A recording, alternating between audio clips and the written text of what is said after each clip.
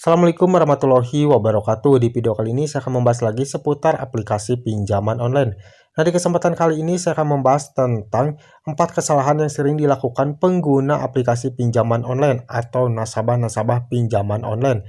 Nah, kesalahan-kesalahan ini alangkah baiknya kalian hindari ya, karena jikalau kalian melakukan kesalahan-kesalahan ini, kalian sudah pasti akan terjebak dari yang namanya hutang pinjaman online, dan dipastikan juga kalian itu akan merasa ketakutan, kepanikan ketika kalian sudah mulai terjebak dari yang namanya hutang pinjaman online. Nah, buat kalian yang mungkin sering melakukan peminjaman di aplikasi-aplikasi pinjaman online, alangkah baiknya kalian itu jangan pernah melakukan kesalahan-kesalahan yang akan saya sharing kepada kalian ini ya. Jadi kalian harus hati-hati ketika kalian ingin melakukan pengajuan pinjaman di aplikasi-aplikasi pinjaman online. Lalu apa saja nih 4 kesalahan yang sering dilakukan oleh pengguna aplikasi pinjaman online? Untuk lebih jelasnya, simak video ini sampai habis. Yang pertama adalah asal memilih lembaga penyedia pinjaman online. Semenjak awal kemunculannya, tak butuh waktu lama, layanan pinjaman online mampu menjamu dan menjadi salah satu produk pinjaman favorit pilihan masyarakat. Hal tersebut secara tidak langsung turut membuat penyedia layanan tersebut semakin membludak juga. Akan tetapi dari banyaknya layanan pinjaman online yang tersebar di internet, hanya segelintir saja layanan pinjaman online terpercaya yang terdaftar di OJK dan aman untuk digunakan. Mengetahui hal tersebut, Anda tidak boleh asal dalam memilih lembaga atau fintech penyedia pinjaman online. Pastikan kredibilitas dan juga legalitas pinjaman online terjamin dengan melihat status terdaftar atau izin usahanya di OJK atau AEPI. Selain itu, pastikan pula bahwa kebijakan pinjaman seperti tingkat bunga, denda keterlambatan, dan kemampuan dalam melindungi informasi pribadi nasabahnya sesuai dengan ketentuan OJK dan juga AEPI. Jadi kalian tuh jangan asal pilih ya ketika kalian ingin mengajukan pinjaman di aplikasi pinjaman online. Kalian juga harus melihat tuh tentang suku bunga dan juga denda keterlambatan ya. Jangan sampai kalian terjebak di aplikasi pinjaman online yang mana untuk bunganya itu yang cukup tinggi. Pasti itu akan memberatkan kalian ketika kalian ingin melakukan pembayaran di aplikasi tersebut ya, dan ketika kalian tidak sanggup membayarnya, sudah dipastikan kalian akan mengalami yang namanya gagal bayar di aplikasi pinjaman online tersebut. Yang selanjutnya adalah melakukan praktik gali lubang tutup lubang. Pinjaman online jika dibandingkan dengan produk keuangan lainnya memang memiliki syarat dan proses pengajuan jauh lebih mudah. Namun karena kelebihan ini juga tak sedikit orang yang menjadikan layanan tersebut sebagai sarana untuk menutupi beban hutang sebelumnya yang sudah mendekati batas akhir pembayaran, atau dalam istilahnya gali lubang tutup lubang. Padahal melakukan hal ini hanya akan membuat beban hutang tak kunjung selesai ya, atau dalam arti hutang kalian itu akan semakin membengkak. Bahkan semakin menumpuk dan juga sulit untuk dilunasi. Alih-alih melakukan hal tersebut, ada banyak cara lain yang bisa dilakukan untuk melunasi utang kalian yang harus segera dibayarkan. Beberapa di antaranya adalah mengajukan pembayaran pokok saja atau negosiasi bayar pokok saja ya. Jadi kalian bisa nego untuk menghapus 100% denda keterlambatan kalian.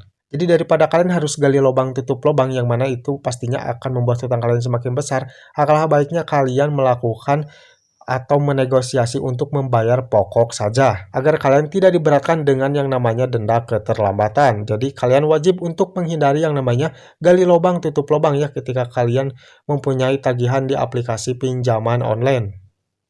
Yang selanjutnya adalah tak memperhatikan kemampuan finansial. Sama halnya dengan produk pinjaman lainnya, pinjaman online jika diajukan melebihi kemampuan finansial tentu akan mengakibatkan masalah keuangan serius.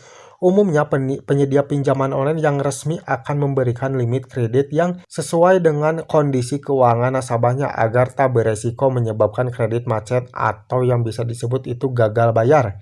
Jika menganut pada anjuran pakar keuangan, beban cicilan dari semua utang yang boleh Anda miliki setiap bulan adalah kurang dari 30% penghasilan bulanan. Artinya, jika penghasilan per bulan adalah 5 juta, maka tanggungan cicilan yang boleh dimiliki oleh kalian itu adalah sejumlah 1,5 juta. Lebih dari itu akan meningkatkan resiko kebutuhan pokok tak mampu terpenuhi. Di sisi lain, hanya ajukan pinjaman online untuk memenuhi kebutuhan mendesak saja ya. Hindari mengajukan pinjaman online untuk memenuhi kebutuhan konsumtif karena hanya akan menjadi beban bagi keuangan tanpa memberikan manfaat apapun. Jadi penting buat kalian ketika ingin mengajukan pinjaman di aplikasi pinjaman online, kalian juga harus memperhatikan dulu tentang kemampuan finansial Anda ya. Jadi harus sesuai dengan pemasukan yang Anda dapat per bulannya. Jadi jangan melebihi dengan yang namanya penghasilan kalian per bulannya ya, karena ditakutkan ketika kalian tidak memperhatikan tentang kemampuan finansial kalian, itu akan menjadi penyebab kalian itu mengalami keterlambatan atau gagal bayar di aplikasi pinjaman online ketika kalian mempunyai tagihan yang cukup besar di aplikasi pinjaman online. Nah, yang selanjutnya ini yang paling bahaya ya. Yang keempat adalah gampang tergiur tawaran fintech ilegal atau pinjol ilegal. Biasanya pinjaman online abal-abal menawarkan layanan dengan keuntungan yang tak masuk akal. Padahal, janji manis tersebut hanyalah kebohongan yang dilakukan untuk menjebak korbannya. Hingga kini OJK selaku pengawas jasa keuangan di Indonesia masih terus melakukan pemblokiran dan penghentian pada layanan atau fintech yang terbukti beroperasi secara ilegal. Akan tetapi semakin banyak layanan yang dihentikan, semakin banyak pula layanan ilegal baru yang bermunculan ya.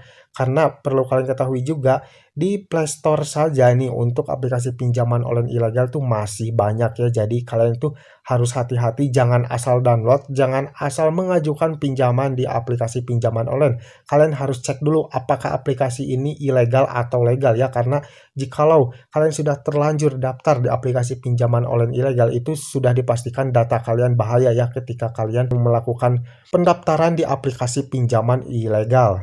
Jadi sekali lagi saya saranin kalian harus hati-hati lagi dalam memilih aplikasi pinjaman online ketika kalian ingin mengajukan pinjaman di aplikasi pinjaman online.